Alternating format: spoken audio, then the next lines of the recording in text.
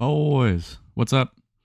So Rudy dropped a video. He's finally talking about MetaZoo, and I actually like the video. I think he's being mostly honest, and I'm pretty happy that he's addressing some of this stuff. So I watched it. I watched it yesterday, and I made a few notes for some things I wanted to comment on. So so let's just get straight into it. The first part is I forgot. Let's just let's just play. Rudy, okay, Rudy the YouTube videos. I get some pagers saying, hey, I was looking for an old, you in discussion with Mike and YouTube stuff and MetaZoo, and I noticed almost all, not most, almost all the MetaZoo videos on your YouTube channel are gone. So I've been checking this also, and some people like Umu have been talking about it. Yes, he deleted almost every single one. And it wasn't he didn't delete everything right at the start. He's been slowly removing them as far as I can tell. That is correct. I went through my own YouTube channel, and I was so upset and embarrassed, and just honestly, just straight up embarrassed. I don't want disgusted. I mean, I was just so embarrassed of how bad red crayon again. So we're at two red. I was so embarrassed on how it happened. Like there was just some nights and phases I went through, and of course, just the constant negative threats and everything of just the hate and stuff that went towards me. And again, some of you all feel I deserved it for selling the product and working with the company and doing these little Rudy cards and having fun with it. So I think this is the only part. I think he's being mostly honest here. I think he is embarrassed. I think he's obviously not happy with what happened, but I don't think he goes as far. I don't think he goes as far as what's actually going on. I think he's very worried about his self image. Basically, he tied his image to this game. Right. I mean, his face is on all these promos. And I don't think he did anything illegal, but I think he may have been worried about legality issues where he clearly pumped this product and it just totally collapsed. But I think he's mostly worried about reputation and like future partnerships. Like I don't think he's lying here, but I don't think he's telling the full truth. I think he's worried about his reputation, and he very clearly wants to disassociate himself with MetaZoo. But I think he's being a bit dishonest because he doesn't really in this video he doesn't really talk about how deeply he was invested and pumping the MetaZoo brand. I miss it. I wish it wouldn't happen. Would not have happened this way. I honestly wish the company, as with a lot of these new startup companies, would. I wish they would have listened more, communicated, or asked me questions. Yeah, so now he starts to ramble a little bit, but I'm glad he answered that question. I wish he would have gone a little further. So then the next part that I thought was interesting. The prices have gone back up. Like, I don't know why. I don't know who's buying it. But again, I can tell you all with a very high degree of certainty, yeah, Native was the set that I remember making videos on, telling you all the print run was finally reduced to what it should have been, which I don't even remember what it was. I don't know, 10,000. Okay. So here he gets into some of the price action on the booster boxes, which I've also covered as well. But here he's talking about how Native is actually going back up. So I don't remember how much Native spiked to. It may be only 120. So I think it maybe went up to 120, and then it dipped back down. I think the lowest was 50 or 60. So if you got these boxes for 50 or 60, you did pretty good. But here he's kind of talking about how Native boxes are going back up in price now, which is true. 20,000, I have no idea. But the print run was reduced back to what it should have been all along. You guys remember the infamous Rudy rants on all the brands and every single card game about cutting print runs or you'll pay the price. The infamous Rudy rants. So he was right about the print run issues. So I will give Rudy credit on that as well. And then let's jump ahead here. So essentially, I mean, that's all there is to it, folks. All right, so let's go back. So as far as taking over the company, is it possible? Yes, it is. Okay, so in this section he's talking about would he step in and buy MetaZoo, and I'll just phrase it.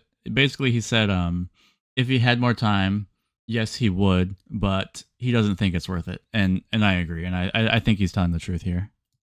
It is possible if you get people who have really good understanding of the CCG market, print runs and understanding. You would need a team of 3 to 5 people with, in my opinion, $500,000 to $1 million in capital to restructure, redo the whole thing.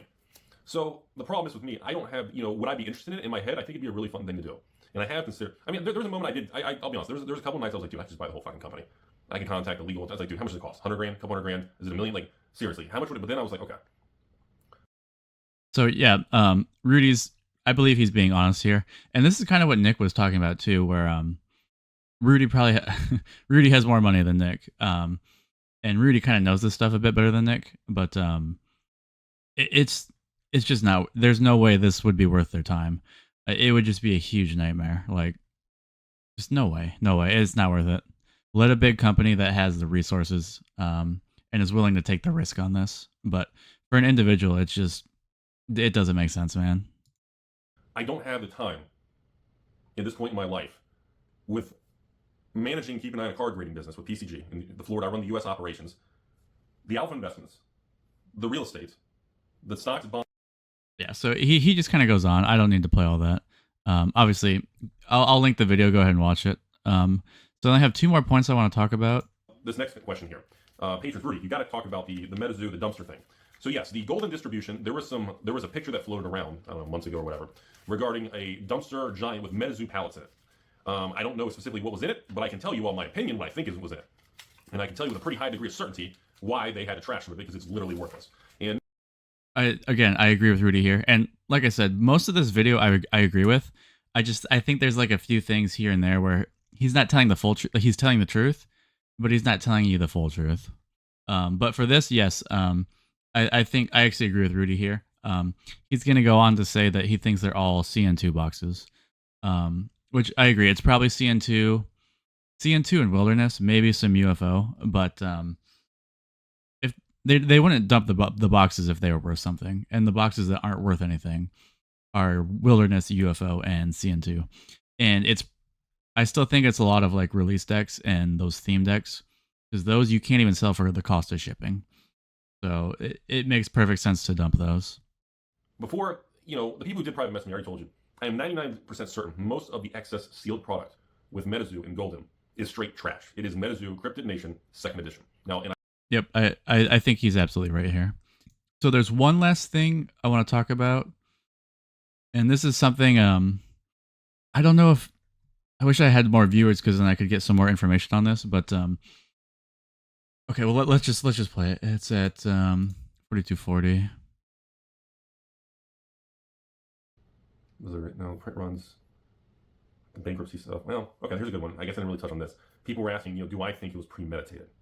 Do I think So here he's talking about, did MetaZoo plan, like did they know that they were going bankrupt, and did they intentionally take pre-orders as basically a Ponzi scheme? the company knew they were going under way in advance, and they purposely were delaying paying prizes, printers, artists? Do I think they knew in advance? Part of me says yes, and part of me says no. So part yes, part no. But if you listen to his answer, it's basically yes. The part of me that says yes, they knew, because they were just kind of trying to delay those payments to help the cash flow. And then if the Hello Kitty thing worked out, that would have been enough influx of cash to make them solve it again. But then the part of me says no, they didn't know they were screwed. Well, maybe. See, he doesn't really have anything for the no, so it's yes.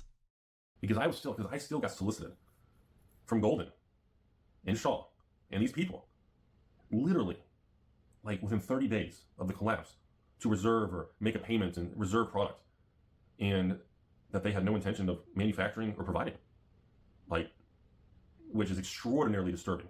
Because I've heard from other YouTubers and people that they did this to a lot of people, and a lot of people did. They did give the company money for pre-orders and shit. So it makes you wonder, then that's when it gets into the next question of, well, if they knew that, did they convert it to almost a Ponzi scheme where they had no capital, so they had to solicit people for pre-orders that were never going to be printed to pay for the previous bills. So this is what happened. They wouldn't have the money to print the next thing that people pre-order. So you start, it gets. So I don't know. Like, we can speculate on, but I don't know what happened. Which goes back to what I said. That is the most frustrating feeling to live with and haunt and think about and everything. When I sell the boxes of cards. Okay, and then there's only one other part I wanted to touch on, and I guess in my notes, I don't know, I missed it, but in this video he says that he knew there was a problem after he saw the Hello Kitty boxes go on a flash sale like right at release. Like right on front page TCG Player, they had the flash sale 50% off, and that's when he says he knew there was an issue. And that's when most people knew, to be fair.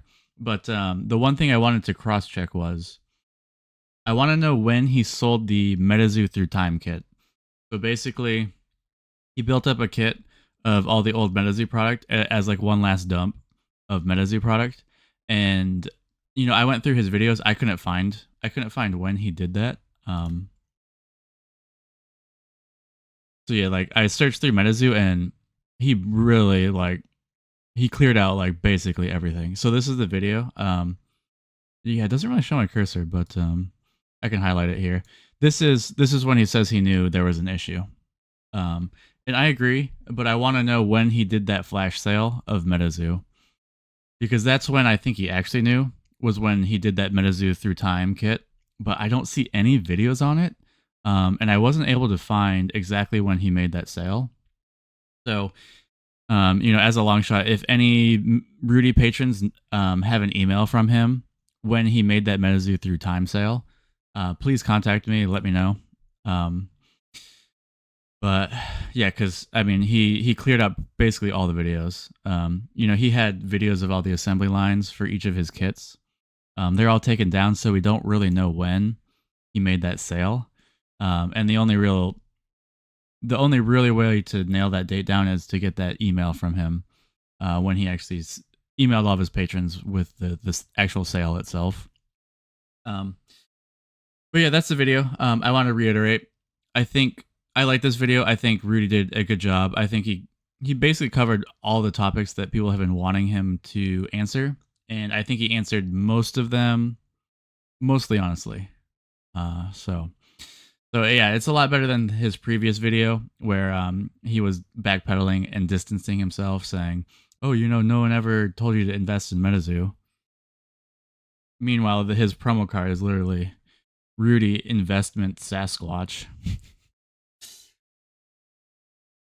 Okay, boys. Yeah, that's the video. Let me know what you think, and I'll see you tomorrow.